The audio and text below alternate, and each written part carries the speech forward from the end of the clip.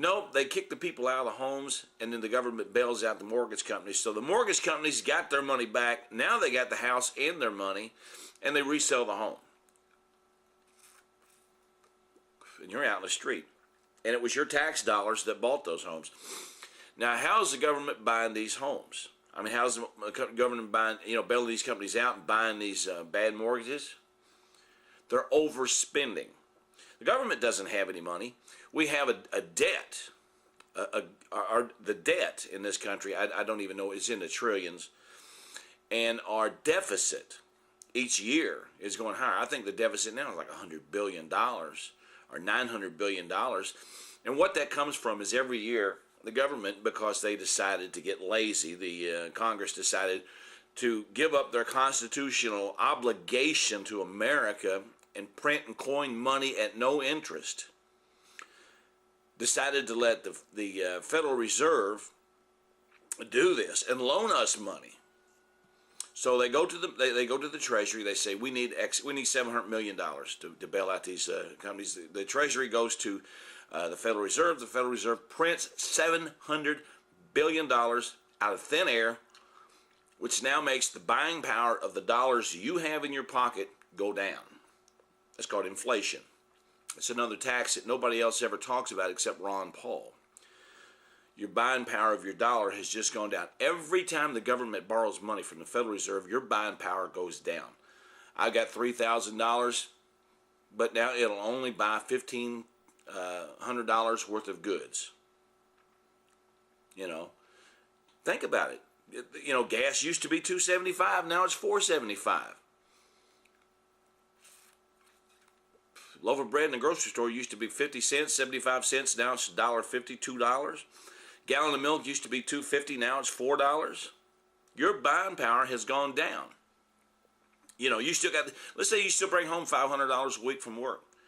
But that $500 you go to the grocery store, you spend $100 at the grocery store, and you get 4 sacks of groceries. Now you get 2 sacks of groceries for the same money.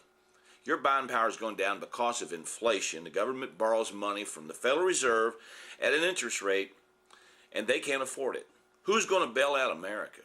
They're expecting you and me, the taxpayers, to bail out America by paying the Federal Reserve. Federal Reserve, they call their notes. And what's the Federal Reserve do? Then they print T-bills, they sell them to China, and China owns us. China owns our ass. That's why bailouts are bad. I'm sorry. I don't care. AIG may be a big company, but they were mismanaged. Any company that's mismanaged and doesn't watch their P's and Q's. I mean, you own a grocery store and you have to pay 75 cents a pound for apples, but you're selling them to your public for 50 cents a pound, you're going to go out of business. The government shouldn't come in and bail you out. Mismanagement.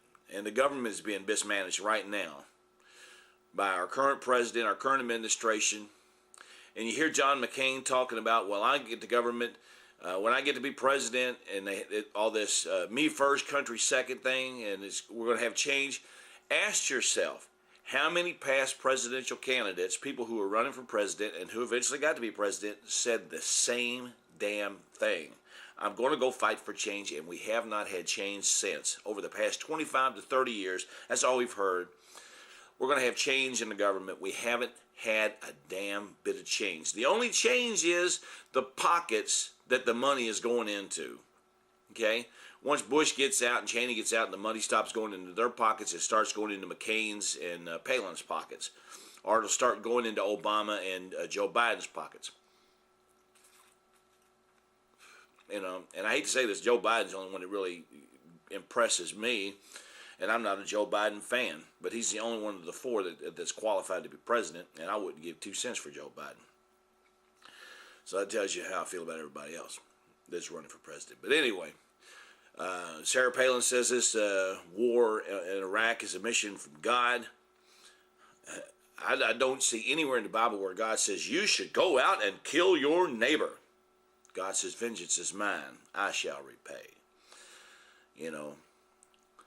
And to fight over religion, come on. But anyway, government bailouts are bad. These Macanudos 1968s are good. Try White Monterey Tubal. I got another cigar. I can't wait to do another smoking cigars with Howlinblind because I got a Punch Chateau L Double Maduro I'm gonna smoke. But think about it. Ask yourself these questions. Don't take my word on it. Ask yourself, should the government really be bailing out these companies that are mismanaged and can't run themselves correctly? You spend more money than you can than you make.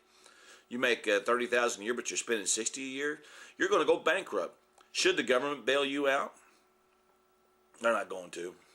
They're not going to. They don't give a shit about the American people. All they care about is the person that sits in the seat that they're sitting in at that moment themselves. And we're the one that flips the bill.